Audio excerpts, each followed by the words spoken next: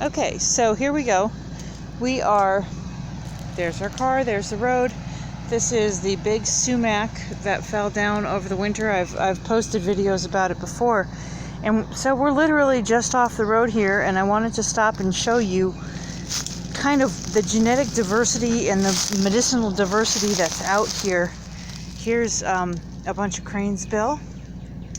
I've picked a few little jewel weeds out of here. Here we have wild yam coming up. Obviously there's blackberry. And here we have seal coming up. Okay, Solomon seal. We've got toothwort in here.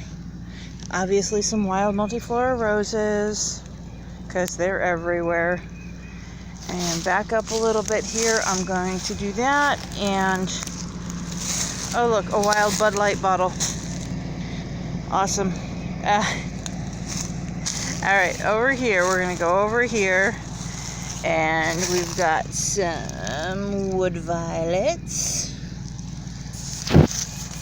And we've got some beautiful, beautiful stinging nettle coming up here.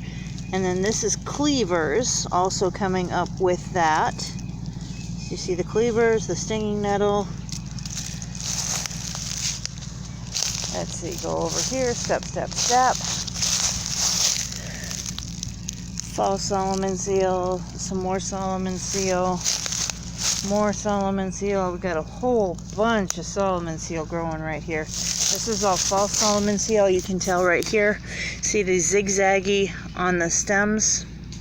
You can see the stems kind of zigzag between the leaves. See this? Kind of, it's really faint, very noticeable. But then when we get to the flower, fall Solomon seal flowers here at the bottom.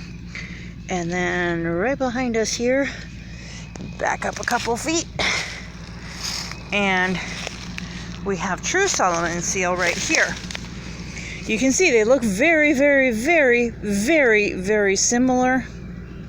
But true Solomon seal, the flowers are going to be coming up under the stem along it in a line.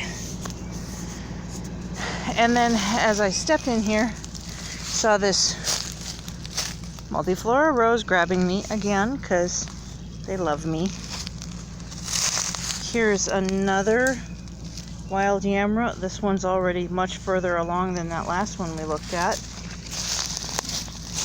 Another Solomon seal. Some more jewelweed. So we know this area stays moist because jewelweed, being an impatient, it really loves that wet and that water. And look at the size of the mayaples here. Just look at the size of it. My hand is fairly big, those of you who've met me. Look at this one here that Neil has.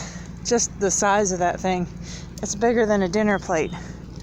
And then coming out of here, and we're heading back to the road, and coming out of this little spot. No, I didn't do that. And then we have some cohosh coming up here, and a very, very nice set of cohosh here. I mean, look at the size of these stems here on these blacks. Just a really, really big stalk. I mean, there's, you know, my thumb with that. And this one here has a whole bunch, and it's got more babies coming up and just coming out to emerge. So that we're looking at a root patch here, you know, from here to here conservatively. Probably over 1.5 pounds just in that little spot. Look, going out here, we've got another wild yam root, another wild yam root, another wild yam root. Rose hip left over on their plant from last year. Here's another Solomon seal coming up. Here's another cohosh coming up. Some more mayapple coming up. Some more of the wild yam coming up. More of the cranesbill. Lots more cohosh right there. And again, this is just showing some of the diversity that can be found if you know the right area. We've got a lot of fresh water that stays in here. This is kind of a spring-fed area.